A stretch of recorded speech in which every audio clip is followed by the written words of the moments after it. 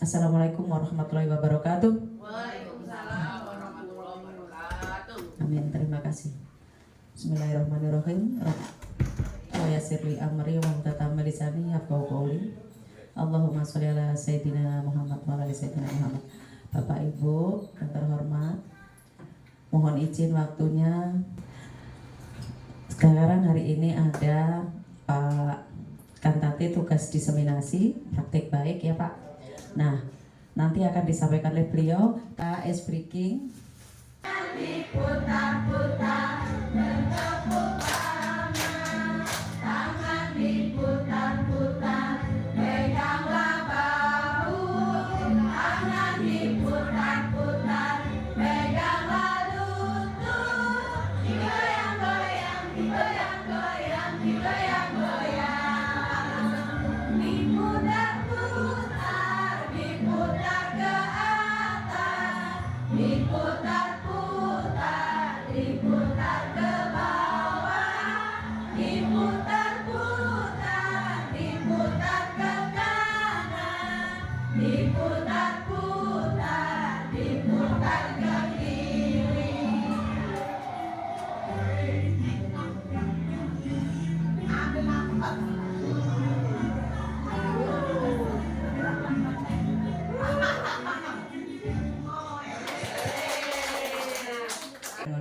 Oke, hari ini Bapak Kantate Butar-Butar akan menyampaikan diseminasi yang judulnya menyebarkan pemahaman dan penerapan pengamalan budaya positif. Sebelumnya saya bacakan susunan acaranya. Yang pertama adalah pembukaan, yang kedua berdoa, yang ketiga menyanyikan lagu Indonesia Raya, yang keempat kata sambutan, yang kelima pemaparan materi, yang keenam kesimpulan, refleksi, dan penutup. Untuk menyingkat waktu, marilah kita buka acara diseminasi ini dengan bacaan basmalah untuk yang beragama muslim. Untuk yang beragama selain muslim, monggo mengikuti acaranya masing-masing. Berdoa dimulai. Bismillahirrahmanirrahim. Selanjutnya kita menyanyikan lagu wajib Indonesia Raya.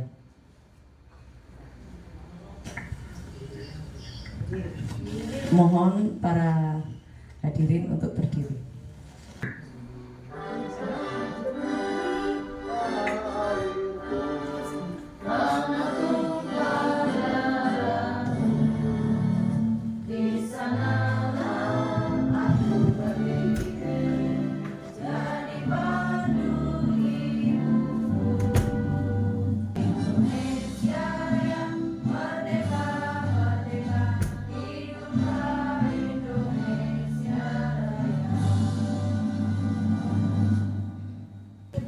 Terima kasih, silakan untuk duduk kembali. Selanjutnya adalah pemaparan materi yang akan disampaikan oleh beliau, Bapak Kantate Butar-Butar. Waktu dan tempat, gambar silahkan.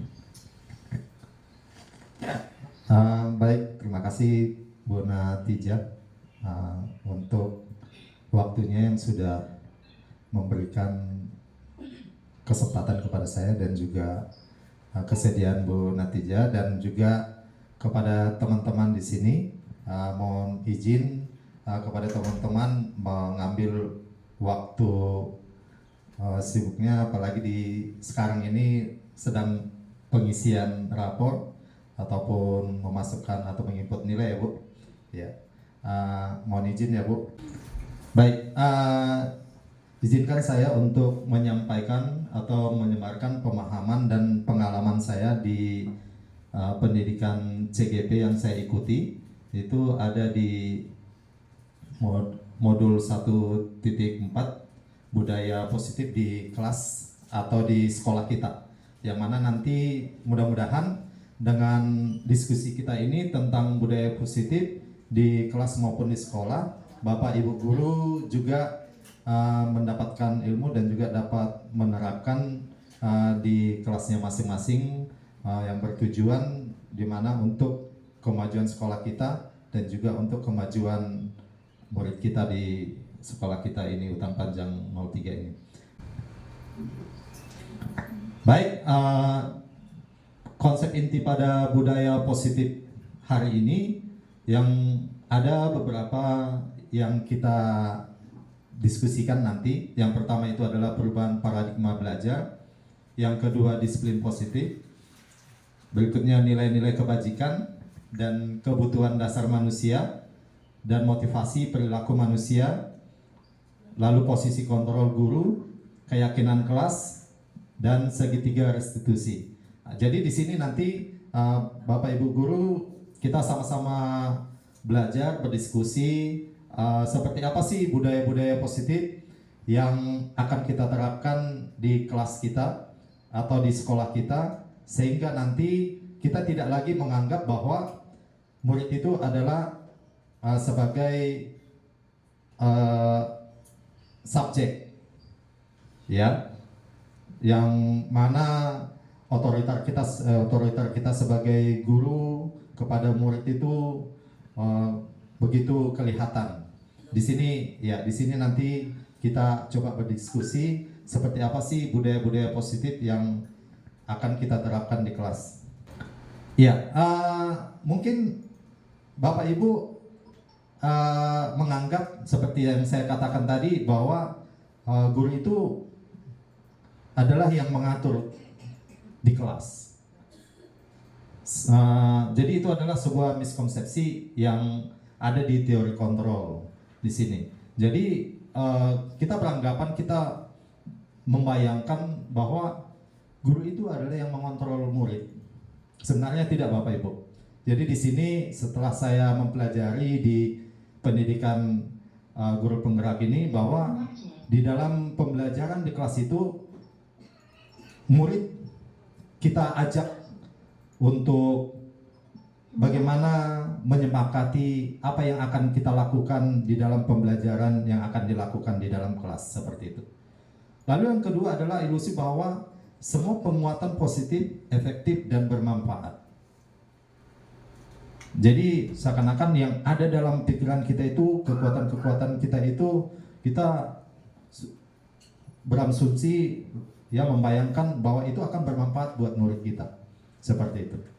Lalu yang berikutnya adalah ilusi bahwa kritik dan membuat rasa bersalah mampu menguatkan karakter. Jadi di sini dengan kita mengkritik murid kita, lalu seakan-akan kita membuat bahwa murid itu ketika melakukan kesalahan itu dia harus benar-benar mengakui bahwa itu adalah kesalahannya, dan tujuan kita di situ adalah untuk menguatkan karakter peserta didik itu. Sebenarnya tidak, Bapak Ibu. Jadi nanti kita akan jawaban-jawabannya nanti untuk di slide-slide berikutnya. Lalu ilusi bahwa orang dewasa berhak memaksa. Jadi kita menganggap, wah, itu murid kita kan anak-anak, tidak berhak untuk mengatur kita, seperti itu. Sebenarnya tidak, bukan dalam hal mengatur, tapi di sini dalam hal bagaimana mereka meyakini kesepakatan-kesepakatan yang kita laksanakan itu, yang kita buat itu dapat dijalankan, seperti itu.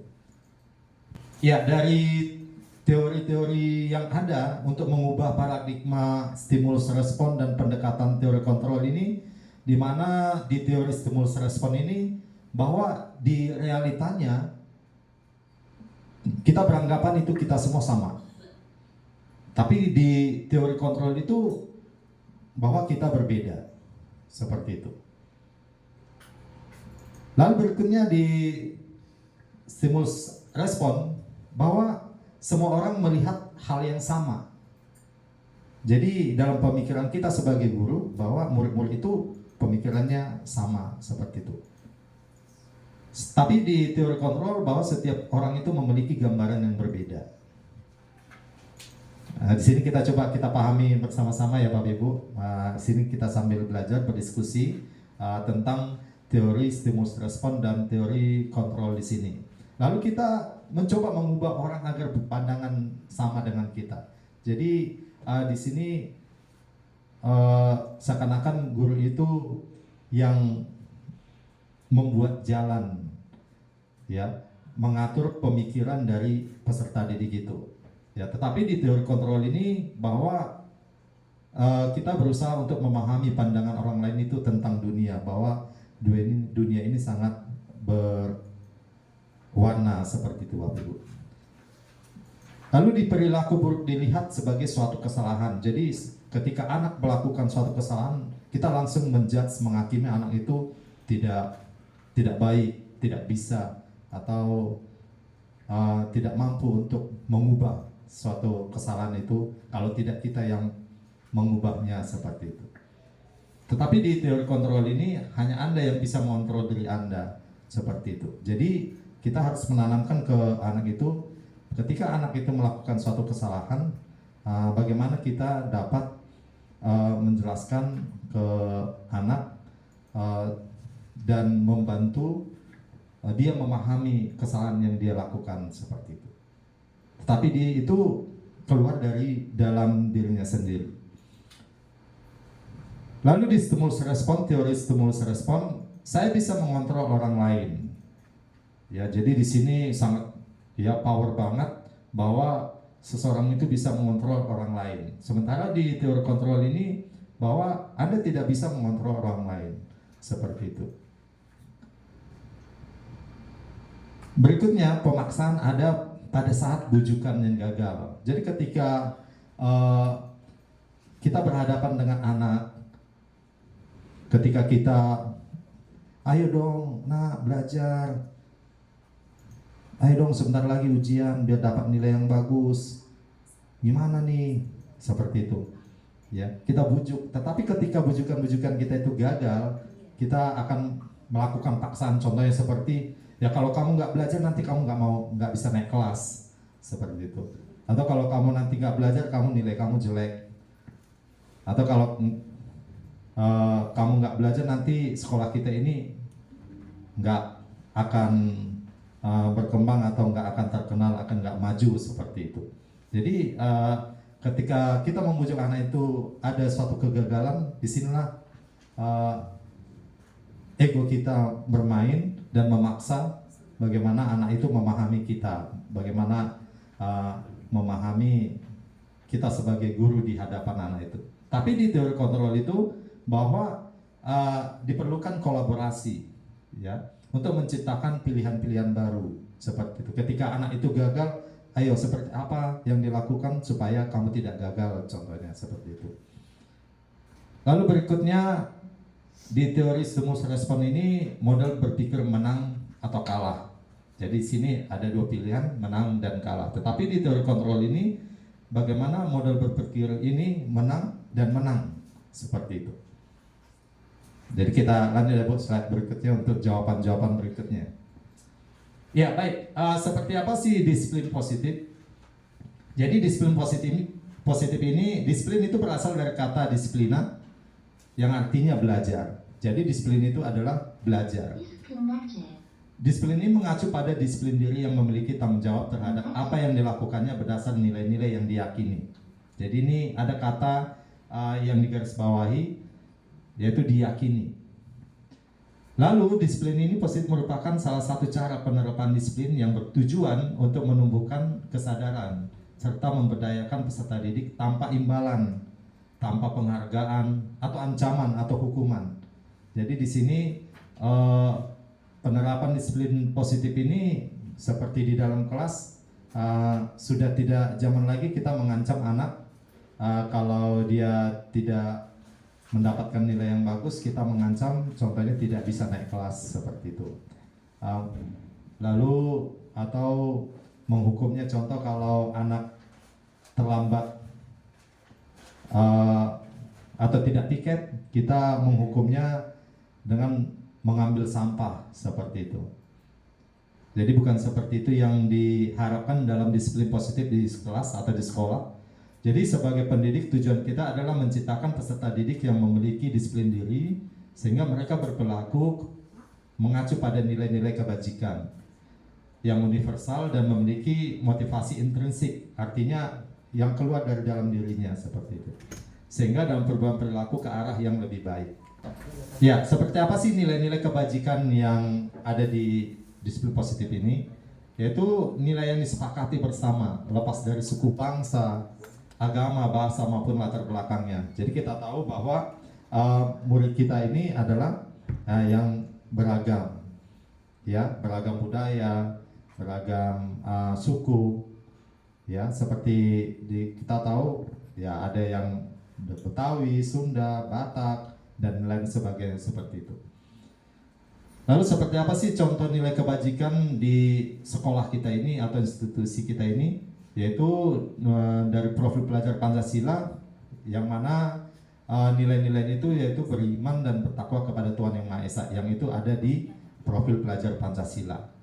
Lalu di Primarius program ini ada toleransi, rasa hormat, integritas, mandiri, menghargai, antusias, empati, keingintahuan, kreativitas, kerjasama, percaya diri, dan komitmen. Lalu di keterampilan hidup atau life skill ini dapat dipercaya, lurus hati, pendengar yang aktif, tidak merendahkan orang lain, dan memberikan yang terbaik dari diri. Baik, di sini kita akan mempelajari kebutuhan-kebutuhan dasar manusia. Seperti apa sih kebutuhan dasar manusia itu? Yang mana kebutuhan dasar manusia itu adalah, coba yang tadi, Bu. Segala sesuatu yang kita lakukan untuk mendapatkan apa yang kita inginkan. Jadi itu adalah kebutuhan dasar kita. Jadi seluruh tindakan yang kita lakukan itu, apa yang kita lakukan itu adalah untuk tujuan memiliki tujuan tertentu, ya. Dan semua usaha terbaik yang kita lakukan adalah dalam rangka agar kebutuhan dasar kita itu terpenuhi, seperti itu. Jadi di sini ada 5 kebutuhan dasar manusia. Yaitu yang pertama adalah bertahan hidup. Yang mana dalam bertahan hidup ini membutuhkan bagaimana mendapatkan makanan, pakaian, tempat tinggal, keamanan, dan kesehatan. Lalu yang berikutnya kasih sayang dan rasa diterima.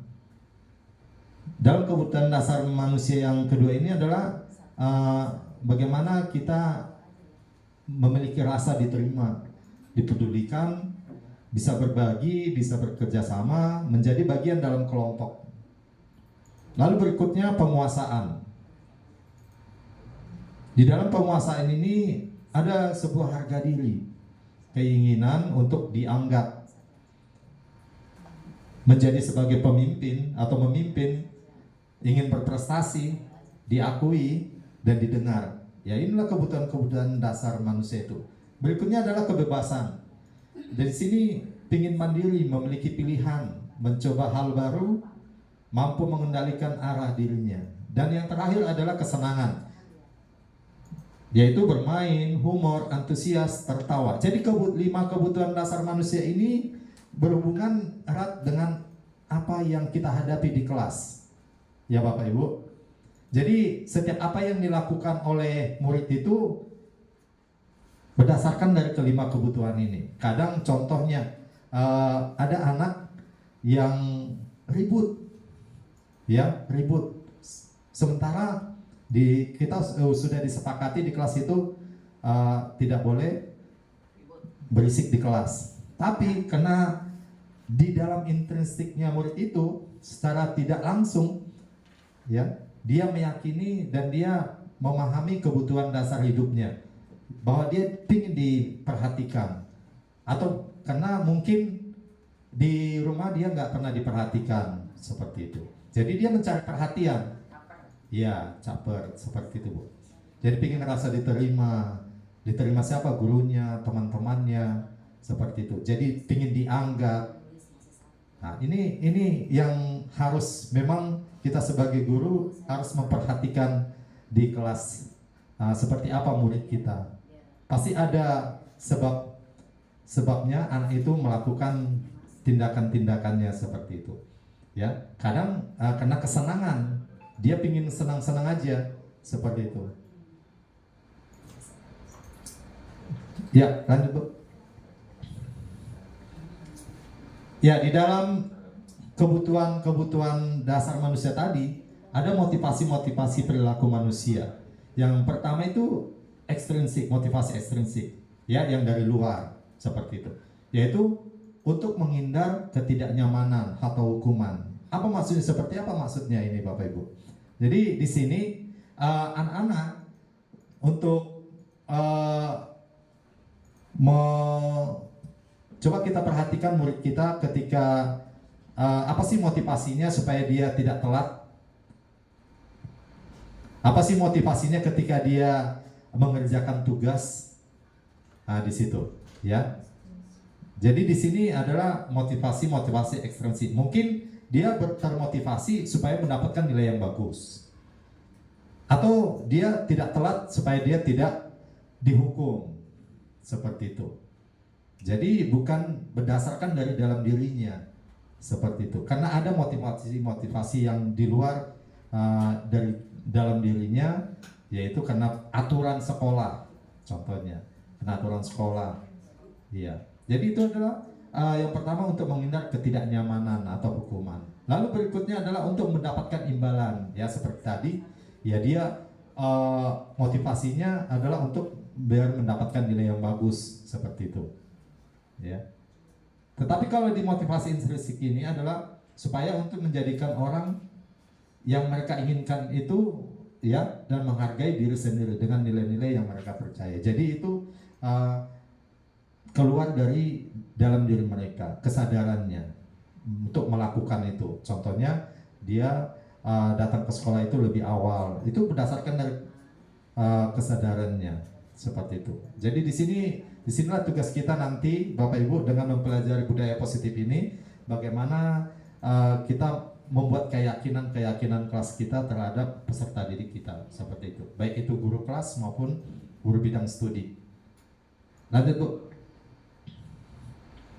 Ya, di sini di dalam motivasi ini yang pertama ada hukuman, ada konsekuensi, ada restitusi.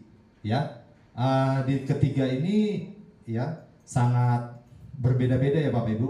Yang pertama ya hukuman, bahwa tidak terencana, tiba-tiba ya murid tidak tahu apa yang akan terjadi. Jadi di sini itu langsung spontanitas dari guru aja keluar. Contohnya kamu telat tanpa ditanya kenapa telat, seperti itu. Apa sebabnya? Contoh dia telat masuk sekolah ke kelas, langsung berdiri di depan kelas sampai jam istirahat, contohnya seperti itu, tanpa menanyakan terlebih dahulu, atau disuruh aja dulu duduk seperti itu. Nanti setelah istirahat baru ditanyakan kenapa dia telat, seperti itu, ya. Nah, di sini konsekuensi terencana, disepakati sesuai aturan, murid tetap dibuat tidak nyaman. Sikap guru selalu memonitor murid. Yang dimana di sini yang mengikuti aturan-aturan yang ada di sekolah. Jadi kalau aturannya contohnya tidak memakai sepatu warna hitam, maka dia tidak akan bisa masuk sekolah, seperti itu. Atau tidak memakai kaos kaki, maka sepatunya akan ditahan, seperti itu. Ya, Bu. Nah, di sini di restitusi, bagaimana proses menciptakan kondisi bagi murid untuk memperbaiki kesalahan. Disinilah di poin restitusi inilah nanti peran guru, ya, peran kita sebagai guru untuk membuat suatu keyakinan kepada peserta didik kita, ya. Jadi di sini ada kolaboratif atau kerjasama untuk mengajarkan murid untuk mencari solusinya sendiri. Jadi si murid itu sendiri yang mencari solusinya, seperti itu. Di sini guru adalah sebagai penghukum. Lalu yang kedua adalah pembuat merasa bersalah. Lalu yang berikutnya adalah sebagai teman dan sebagai pemantau dan manajer. Seperti apa sih guru itu sebagai penghukum? Seperti apa guru itu sebagai pembuat merasa bersalah kepada murid? Lalu bagaimana guru itu seperti teman bagi murid dan juga sebagai pemantau saja atau sebagai manajer? Jadi di sini yang diharapkan adalah bahwa kita di dalam kontrol restitusi ini, guru itu diminta sebagai manajer. Ya, Bu, lanjut, Bu. Ya, di sini ada kasus, Bu, Bapak Ibu, di penerapan 5 posisi kontrol guru ini, yang dimana siswa tidak memakai atribut lengkap saat upacara bendera. Jadi kita sebagai penghukum, guru sebagai penghukum, kita memberi hukuman kepada murid dengan menghormat pada bendera selama 1 jam, seperti itu. Ya mungkin ini udah nggak zaman lagi ya Bu, nggak zaman lagi untuk menghukum seperti ini. Tapi itu pernah ya Bu, dulunya ya, dulu waktu zaman kita lah, seperti itu. Lalu ini pembuat merasa bersalah. Jadi di sini contohnya memberitahukan kepada murid, sudah berapa kali Bapak atau Ibu katakan ya, kamu selalu mengecewakan Bapak, mengecewakan Ibu. Kenapa kamu selalu seperti itu? Kenapa kamu telat? Kamu buat Ibu kecewa dengan kamu, seperti itu. Jadi ini kita membuat murid itu merasa bersalah dengan tindakan-tindakannya, seperti itu. Lanjut Bu. Lalu di sini adalah guru diposisikan sebagai teman, Ya di sini contoh ketika murid itu tidak memakai atribut lengkap saat upacara. Jadi di sini kita sampaikan kepada, ayo dong ikuti aturan sekolah. Tolong bantu Bapak, tolong bantu Ibu. Ya sekali ini, ya udah nggak apa-apa sekali ini, sekali nggak apa-apa. Besok jangan lagi ya. Dan kali jangan sampai seperti ini lagi ya, seperti itu. Jadi di sini kita posisikan kita sebagai teman. Padahal di posisi kontrol ini, di budaya positif ini sangat tidak dianjurkan seperti itu. Jadi kita memberikan suatu kesempatan kepada anak itu untuk mengiyakan bahwa tindakannya itu ada benarnya atau ada salahnya, seperti itu. Jadi seperti abu-abu lah, seperti itu ya. Lalu berikutnya adalah sebagai pemantau. Di sini posisi kita sebagai guru ya, karena sudah ada aturan-aturan sekolah yang sudah disepakati, kita hanya mengikuti aturan-aturan itu. Contohnya datang jam sebelum pukul 6.30, seperti itu. Jadi, nah ini kamu udah telat nih, udah telat 5 menit, seperti itu ya. Jadi kita kasih konsekuensinya, kita beritahu kepada murid itu apa nanti konsekuensinya ketika dia melakukan pelanggaran-pelanggaran yang ada di sekolah, seperti itu. Jadi di sini juga sebagai pemantau nggak disarankan Bapak Ibu. Lanjut Bu. Baik, yang berikutnya adalah sebagai manajer. Posisi ini sebagai manajer yang diharapkan pada budaya positif, yaitu kita sebagai guru menyampaikan kepada murid itu apakah murid itu benar paham, mengetahui kesalahan-kesalahannya. Nah, setelah itu kita memberikan sebuah pilihan kepada anak itu untuk bagaimana dia dapat memperbaiki kesalahannya itu. Jadi bukan dari gurunya, tapi dari muridnya, seperti itu. Lanjut Bu. Baik, di posisi kontrol ini coba kita sedikit apa ya Bu? Berdiskusi atau saya seperti apalah game ya Bu, game. Ya di posisi kontrol apakah aku itu? Contoh seperti ini Bu Nat, mungkin Bu Natijah, saya kecewa sekali dengan kamu. Tadi kan ada berapa posisi kontrol tadi Bu? Nggak ada berapa tadi? Ada 5 ya Bu. Yang pertama sebagai penghukum, yang kedua pembuat merasa bersalah, yang ketiga sebagai teman, pemantau, nah manajer. Jadi ketika kalimat yang kita sampaikan, saya kecewa sekali dengan kamu. Di sini posisi kontrol guru itu sebagai apa Bu?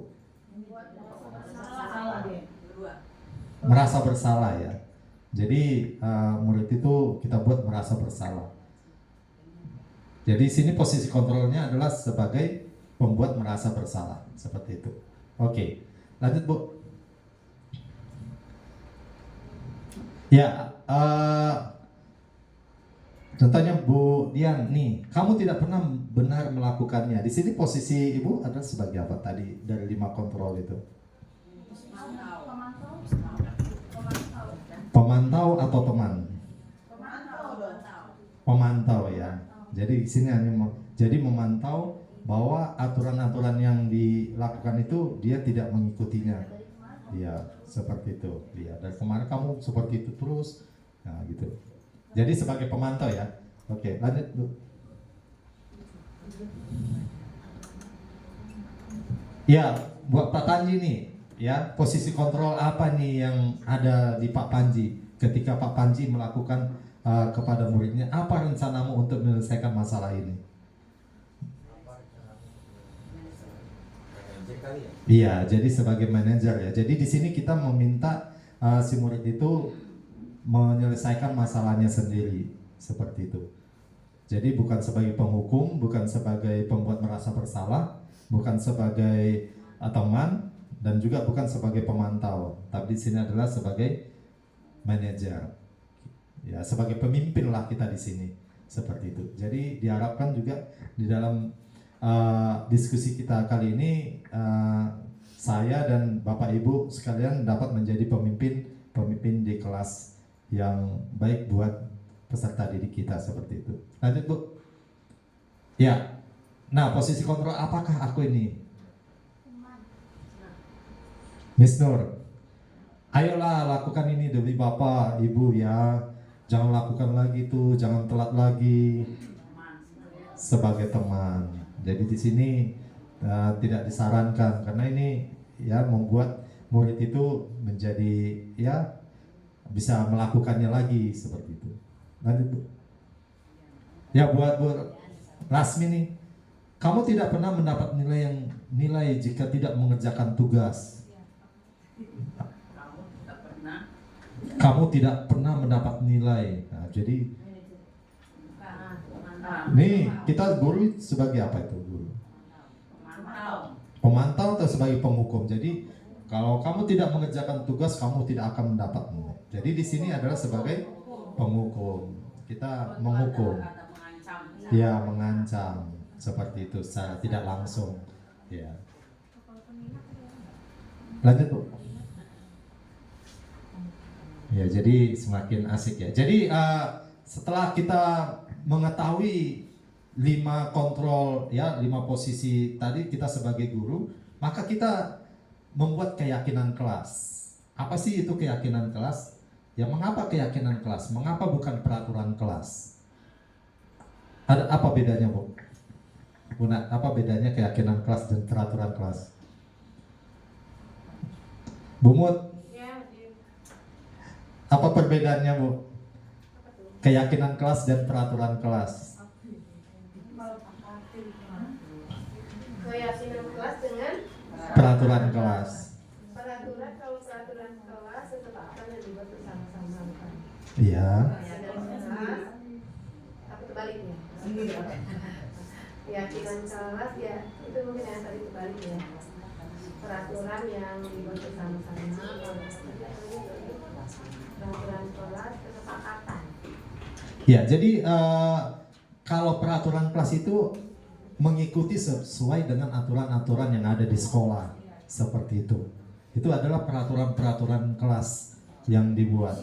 Tapi sementara untuk keyakinan kelas itu apa yang diyakini oleh muridnya itu disampaikan, seperti itu.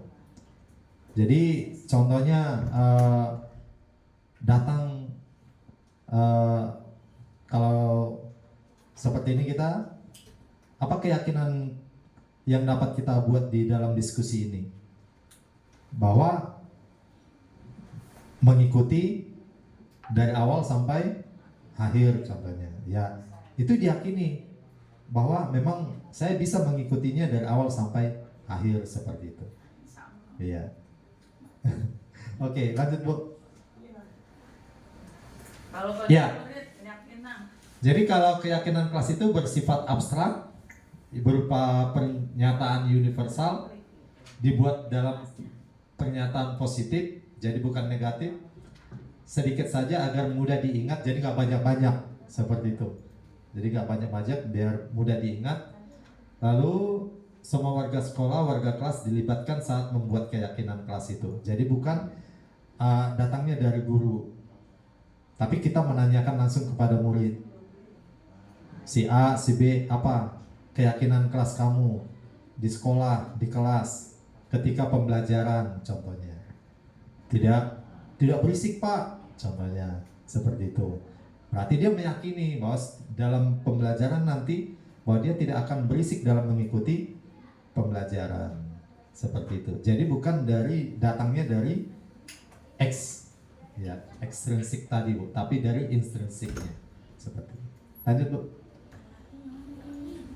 Ya, di dalam segitiga restitusi di sini ya, untuk keyakinan kelas itu yang mana suatu proses dialog yang dijalankan oleh guru agar dapat menghasilkan murid yang mandiri dan bertanggung jawab. Jadi di sini ada 3 tahap segitiga restitusi. Yang pertama adalah menstabilkan identitas. Yang kedua adalah memvalidasi tindakan yang salah. Jadi kita validasi tindakannya itu, bahwa itu adalah salah yang dikerjakan, dilakukan. Setelah itu menanyakan keyakinan. Baik, coba kita akan lanjutkan slide berikutnya. Seperti apa sih menstabilkan identitas, seperti apa memvalidasi, dan juga menanyakan keyakinannya. Jadi di sini untuk menstabilkan identitas itu ya berdasarkan prinsip membuat kesalahan adalah bagian dari proses pembelajaran. Jadi kita tahu bahwa manusia itu tidaklah sempurna Bapak Ibu. Bahkan seorang guru juga pernah melakukan suatu kesalahan. Jadi ketika anak melakukan suatu kesalahan, kita jangan langsung menghukum, tapi kita menstabilkan dulu identitasnya. Seperti contoh, contohnya, saya mendengar tadi dari guru piket atau dari guru piket kamu telat datang ke sekolah. Bapak, Ibu yang yakin bahwa yang kamu juga, Bapak juga pernah melakukan kesalahan seperti itu.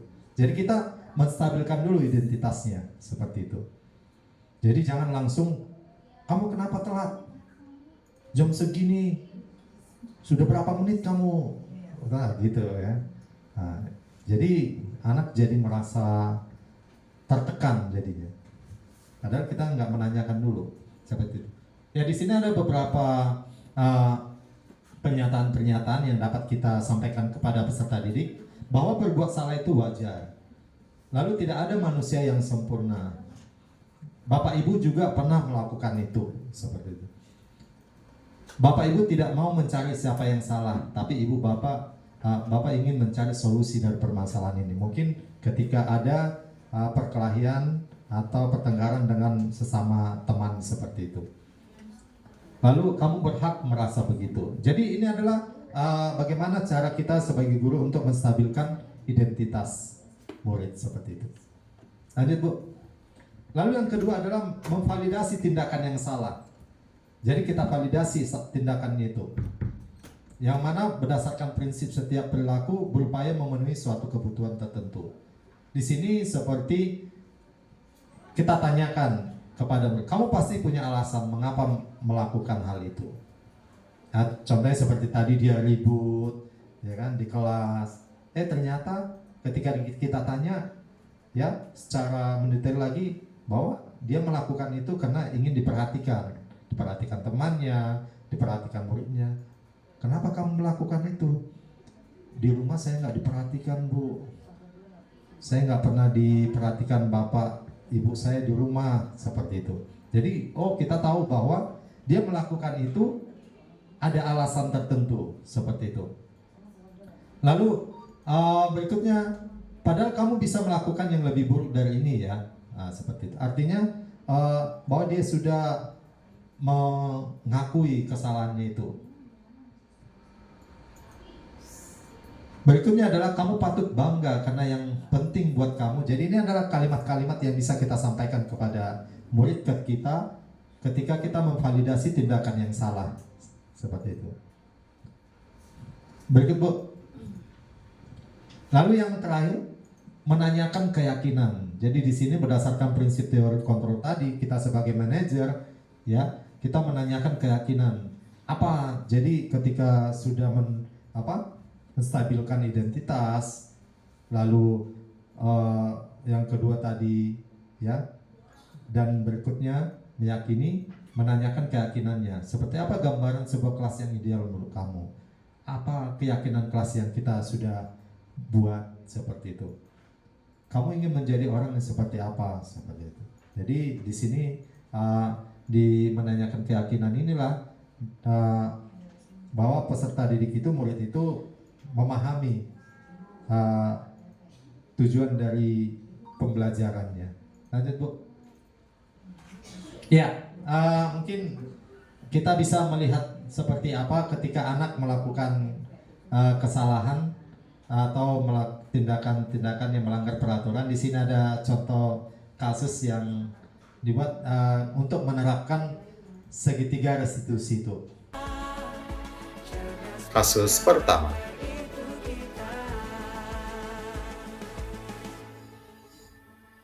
Sabrina tidak terima pekerjaan atau tugas sekolah yang dikerjakannya, selalu dicontek oleh temannya. Ia marah dan tidak dapat menahan emosinya. Bagaimana kabarnya? Oh Pak, saya baik. Sabrina, tadi Bapak dengar dari ketua kelas, katanya kamu habis bertengkar ya dengan Raisa. Iya Pak, karena Sabrina kesal sama Raisa. Kenapa kesal? Karena Raisa terus-menerus mencontek hasil kerja Sabrina. Padahal bukannya mengerjakan sendiri, malah mencontek. Oh gitu, ya wajar saja kalau kamu marah. Jika Bapak di posisi kamu, Bapak akan berbuat hal seperti itu. Iya Pak, Lalu apa yang kamu lakukan terhadap Raisa? saya memarah-marahi Raisa dan memaki-maki Raisa. Dan tanpa sadar, saya merobek buku Raisa.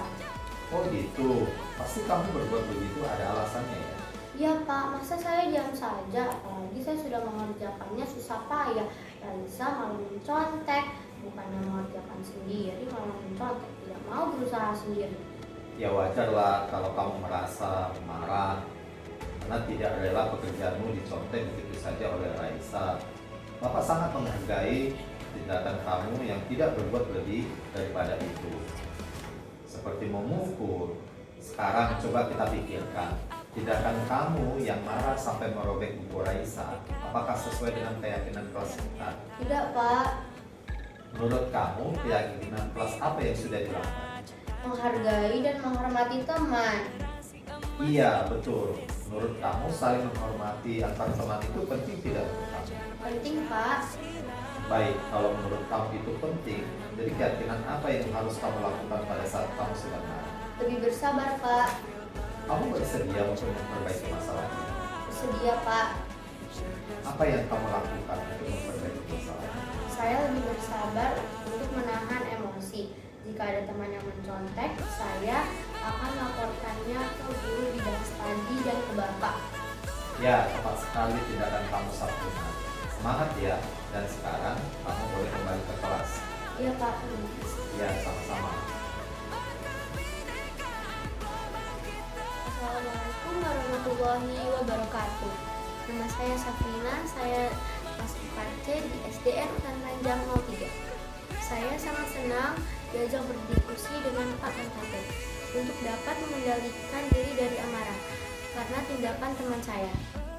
Saya juga harus lebih banyak bersabar dan menghormati teman-teman. Sekian dari saya. Assalamualaikum warahmatullahi wabarakatuh. Ya, baik Bu. Jadi itu adalah salah satu video ya yang mana kita sebagai guru melaksanakan 3 restitusi kontrol tadi. Yang pertama tadi apa Bu? Menstabilkan identitasnya dulu. Ya, menstabilkan identitasnya dulu. Lalu yang kedua, menvalidasi tindakan yang salah. Bahwa tindakan yang dilakukannya itu apakah tidak sesuai tidak. Iya. Lalu ketika berikutnya, ketika dia sudah meyakini, kita sudah memvalidasi bahwa tindakannya itu salah, Lalu kita meyakini, kita tanyakan keyakinannya, seperti apa keyakinan yang sudah disepakati, yang sudah diyakini kelas. Nah, disitulah tumbuh kesadaran dari peserta didik itu bahwa untuk memperbaiki kesalahan-kesalahannya. Seperti itu Bapak Ibu. Jadi sebagai penutup, Bapak Ibu, di dalam budaya positif ini, dalam penerapan program disiplin ini saya kutip dari Standar Nasional Pendidikan, bahwa hendaknya guru memiliki standar kepribadian, profesional dan sosial yang baik, di mana guru mampu merefleksi diri dalam posisi kontrol saat ini. Bagaimana perjalanan diri sebagai among atau manajer yang menuntun murid-muridnya menjadi insan yang mandiri, merdeka dan bertanggung jawab. Sekian dari saya, terima kasih atas perhatian dari Bapak Ibu. Saya ucapkan terima kasih. Dikembalikan ke Bu Natijah, moderator. Terima kasih. Beri tepukan yang semangat untuk Pak Kantate. Masya Allah. Oke, ada pertanyaan terakhir. Do you have any question for us? Adakah yang mau ditanyakan kepada beliau? Adakah yang mau agak sedikit, ada sedikit pertanyaan yang mengganjal tentang materi tadi atau ingin membahas sedikit? Silahkan Bu Ratmi mungkin. Assalamualaikum warahmatullahi wabarakatuh. Oke, tentang keyakinan kelas ini, kelas saya kebetulan ada kasus. Jadi anak itu tidak naik kelas dan usianya lebih tua dari semua teman-temannya. Dia tahu tentang keyakinan kelas, dia paham betul tentang keyakinan kelas. Tapi mungkin karena usianya itu lebih tua dari teman-temannya, jadi dia merasa jagoan. Dia paham betul konsekuensinya itu kalau melakukan itu seperti apa. Tapi dia tahu, dia paham, tapi tetap melakukannya. Seolah-olah dia tidak takut dengan konsekuensinya, tidak takut dengan hukuman gitu. Gitu, terima kasih Pak. Terima kasih. Ada Bu Dita. Saya boleh menjawab punya Bu dia? Boleh, silakan Bu, silakan Bu. Kalau pengalaman saya punya ya, saya itu ada anak saya juga lebih besar. Anak itu saya kalau bahasa ini kita rangkul ya, kita panggil, kita ajak ngobrol bareng, gitu kan, duduk berdua, kita nanya, kamu, gitu, kasih motivasi deh yang baik-baik, gitu kan, ngasih pujian-pujian atau reward supaya anak itu ada besar hati, tidak merasa minder karena dia umurnya lebih besar gitu kan. Sebetulnya dia begitu itu karena dia merasa malu, karena umurnya atau usianya lebih besar. Untuk menutupi malunya itu dia bersikap seperti itu. Nah, saya rangkul, saya ajak dia bicara, saya bilang gini, ibu juga dulu waktu SD sama seperti kamu. Ibu umurnya lebih besar dari teman-teman gitu. Tapi ibu tidak menunjukkan oh aku lebih besar, aku harus lebih menguasai kelas, aku membuli teman. Ibu tidak seperti itu. Ibu pengen walaupun umur ibu lebih tua waktu saat itu di SD, tapi ibu ingin lebih baik. Nah, karena itu ibu alhamdulillah ibu dapat ranking 2. Kenapa ibu ranking 2 nggak ranking 1? Ibu teman ibu 1 Ahmad Safei, aduh susah ibu saingi, pintar sekali. Ibu tidak bisa nyanyi anak tersebut, tapi ibu sudah berusaha. Nah, walaupun umur ibu usianya lebih dari teman-teman, mereka semua menghargai ibu, menyayangi ibu. Jadi seperti itulah kita rangkul, kita kasih masuk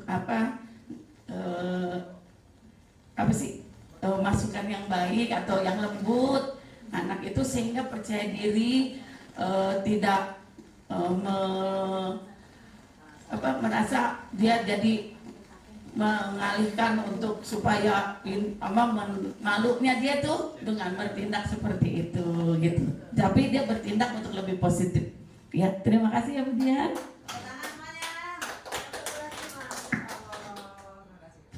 Terima kasih. Sa- Luar biasa ini. Ya, jadi Biasa di luar. luar biasa. Jadi apa yang jadi keluhan Bu Dian tentang keyakinan kelas, ya sudah ada tanggapan dari Bu Lasmi. Kemungkinan ada yang lain yang mau memberikan tanggapan sebelum narsumnya untuk menyampaikan closing atau memberi penguatan. Coba silakan, mungkin Bu Nur Khotimah untuk memberikan sedikit ulasan dari pertanyaannya Bu Dian. Silahkan.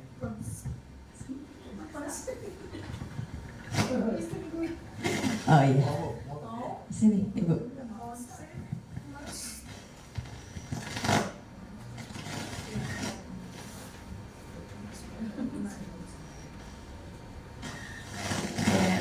Saya menanggapi dari permasalahan Bu Dian dan tadi sudah ditanggapi oleh Bu Lasmi. Jadi seperti Bu Dian,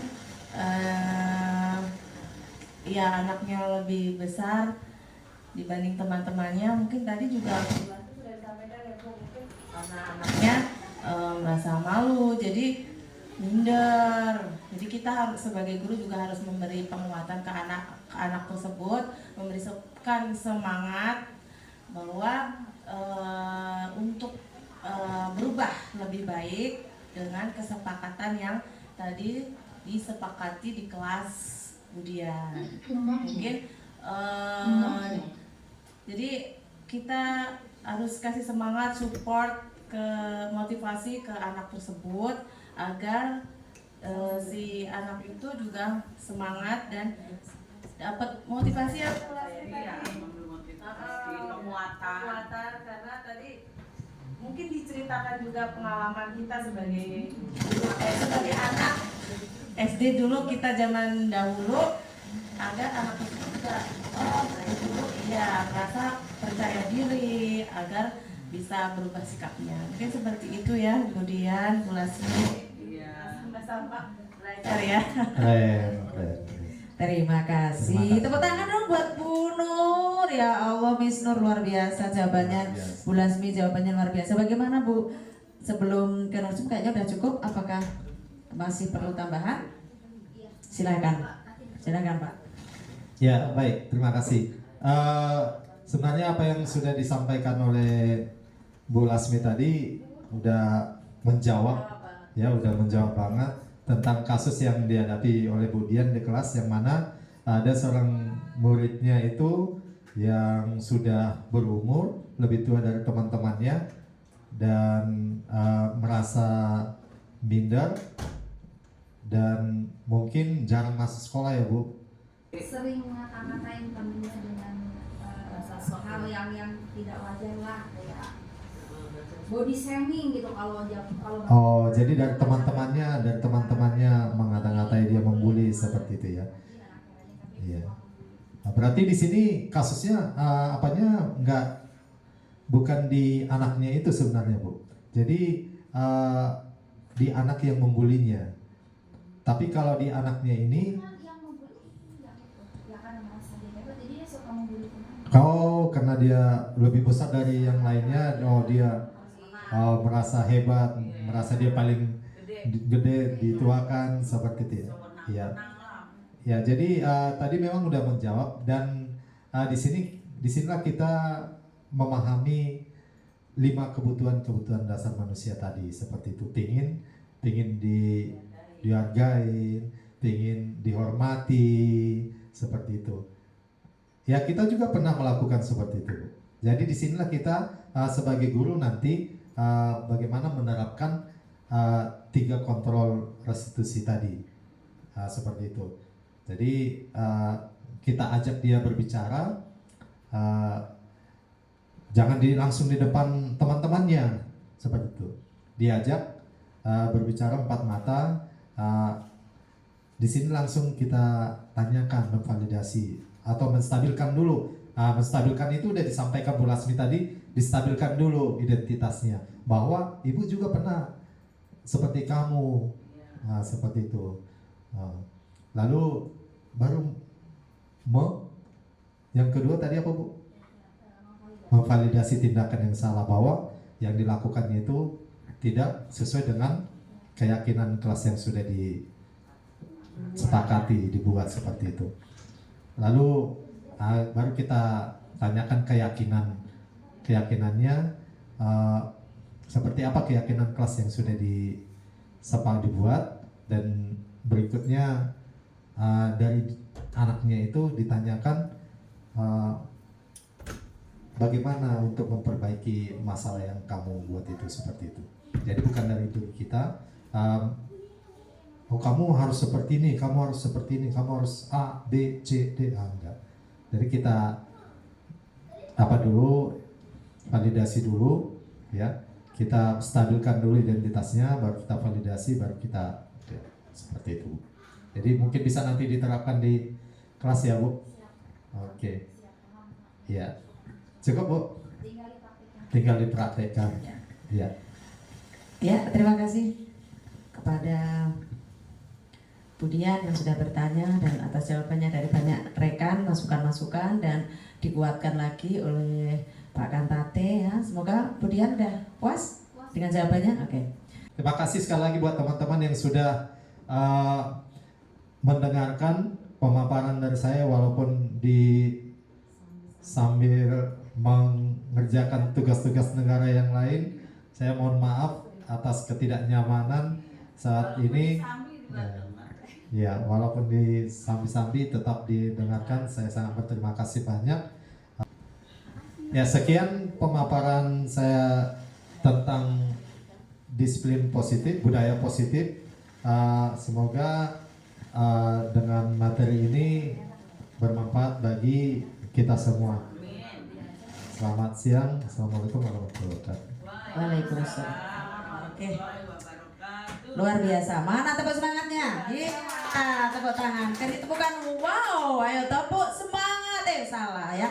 Tepuk wow untuk Pak Kantate hari ini. Semuanya yuk. 1, 2, 3. Pro kasih. W. Pro kasih. O. Pro kasih. W.